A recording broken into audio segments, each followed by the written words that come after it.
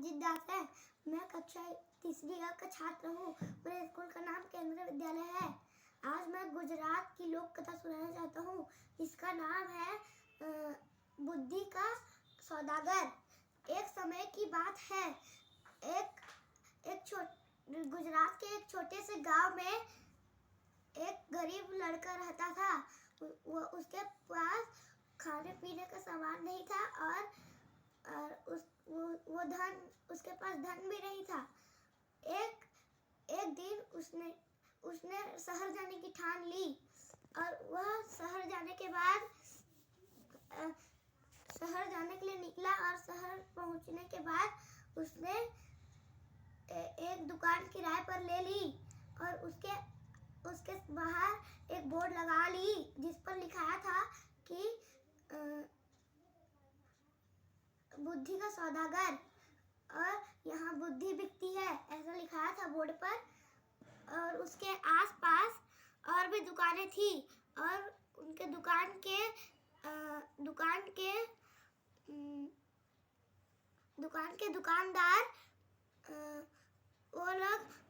दुकानदार लोग उसका मजाक उड़ाते थे। तो वह उनका बातों में ध्यान नहीं देता था। आने जाने वाले लोग को वह कहता था कि आओ आओ बुद्धि ले जाओ, आओ आओ बुद्धि ले जाओ कर ऐसा कहता था। तो फिर कोई नहीं आता था। उसने कुछ दिनों में उसके दुकान में कोई नहीं आने लगा, कोई नहीं आता था। तो फिर उसने मन में कहा कि क्यों ना दुकान बंद किया जाए। तो लेकिन ऐसा सोच में डूब पर लेकिन एक धनी सेठ का लड़का मूर्ख लड़का आता है सामने और मन में सोचता है कि मेरे पिताजी तो मुझे मूर्ख कहते हैं, तो क्यों ना बुद्धि ले जाए। तो फिर वह जाता है और पूछता है कि यहाँ एक शेर बुद्धि कितना लोगे। तो वह बोलता है कि मैं बुद्धि को तौल कर नहीं, उसके किस्म के हिसाब से बेचता हूँ। तो फिर धनी सेठ का लड़का बोलता है कि 1 पैसे के कितने बुद्धि आएंगे। तो वह बोलता है कि वह एक पर्ची निकालता है और एक पर्ची में निकालता है और लिखता है कि अगर 2 लोग झगड़ रहे हो तो वहाँ खड़े होकर देखना बुद्धिमानी का काम नहीं है। तो फिर वह पर्ची लेता है और फिर लेकर अपने घर जाता है और अपने पिताजी से पर्ची देते हुए कहता है, पिताजी देखिए मैं अकेले लाया हूँ। तो फिर वह उसके पिताजी कहते हैं कि मूर्ख, ये क्या ले आया और ये कहाँ से लाया।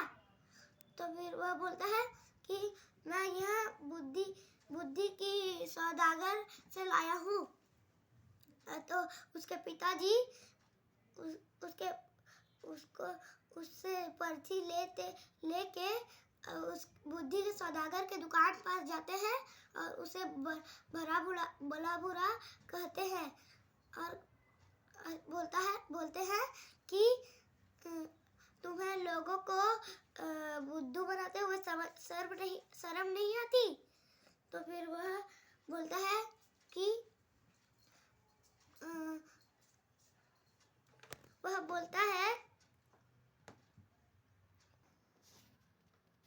मेरा पैसा वापस करो। तो फिर वह बोलता है कि मैं क्यों वापस करूं।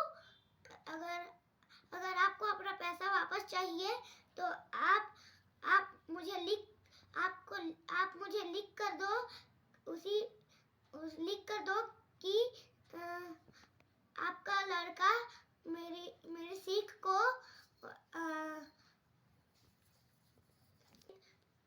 सीख का प्रयोग नहीं करेगा। फिर वह ऐसा ही लिख देता है और दे देता है और वह अपना पैसा लेकर चले जाता है। कुछ दिनों बाद उसी प्रदेश के राजा के दो रानियां की दो दासियां बाजार जाते हैं और उनका झगड़ा हो जाता है। तो वहां पे भीड़ इकट्ठा हो जाती है और धीरे धीरे भीड़ ज्यादा होने लगती है और उनमें से एक सेठ का एक लड़का भी होता है। सेठ का लड़का होता है। तो फिर एक एक करके सब चले जाते हैं और सब चले जाने के बाद वो सेठ का लड़का खड़ा रहता है। तो फिर दासियां लोग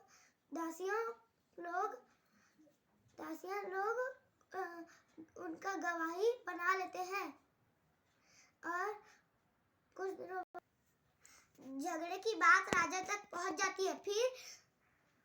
फिर राजा सेठ और उसके लड़के को बुलाया जाता है राज दरबार में और फिर दोनों रानियां कहने लगते हैं कि तुम मेरे पक्ष में आओ। दोनों रानियां कहने लगते हैं। फिर वह सेठ कहता है कि हम तो बुरे फंस गए। तो फिर वह लोग बुद्धि के सौदागर के पास जाते हैं और कहते हैं कि हम सहायता करो।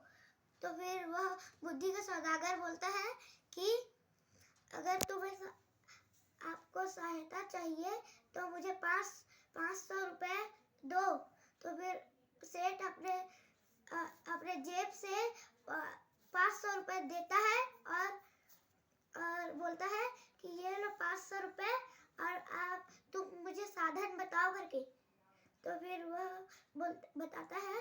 बोलता है कि अगर वह गवाही देने के लिए बुलाए तो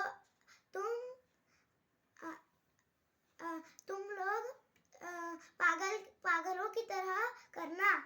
तो फिर वे वैसे करते हैं और राजा ने अपने दरबार से उन्हें बाहर निकालते हैं। कुछ दिनों बाद ऐसा और करता है बुद्धि का सौदागर।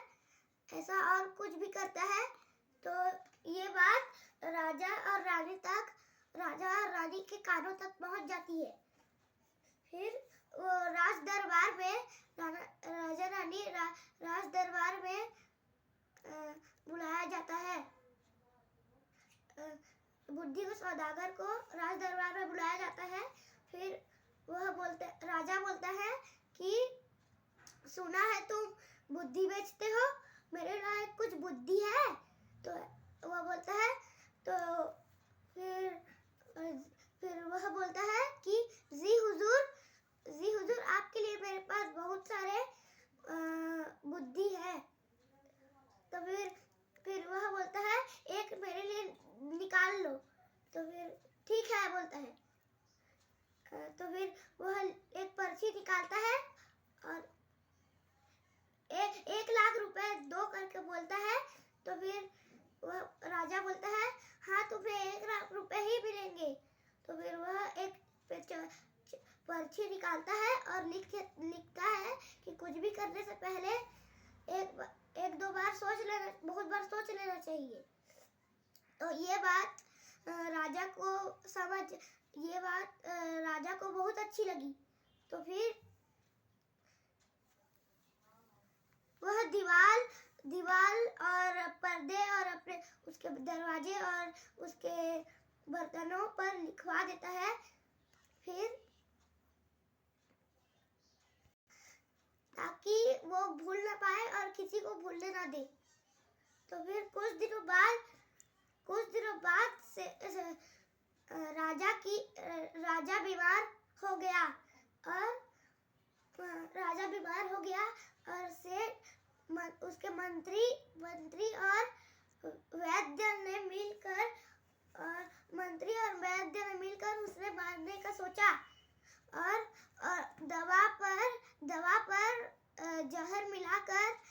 देने के लिए गए तो फिर निवाला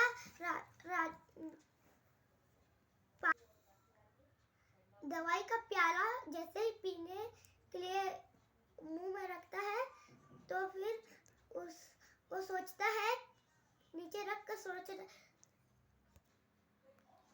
दवाई के प्याला मुंह पर जैसे ही रखता है तो उसे दिख जाता है कि जो कुछ भी करने से पहले बहुत बार सोच लेना चाहिए। तो फिर वह दवाई नीचे रख कर सोचता है कि मैं खाऊं या ना खाऊं। तो मंत्री और वैद्य डर गए और सोचे कि हमारा भांडा फूट गया। तो फिर वह राजा से क्षमा मांगने लगे। तो फिर राजा सिपाही को बुलाकर उन्हें कारागार में डलवा दिया। तो फिर और बुद्धि का सौदागर को अपने मंत्री बना लिया और उसे बहुत सारा धन और पैसा दे दिया। Thank you.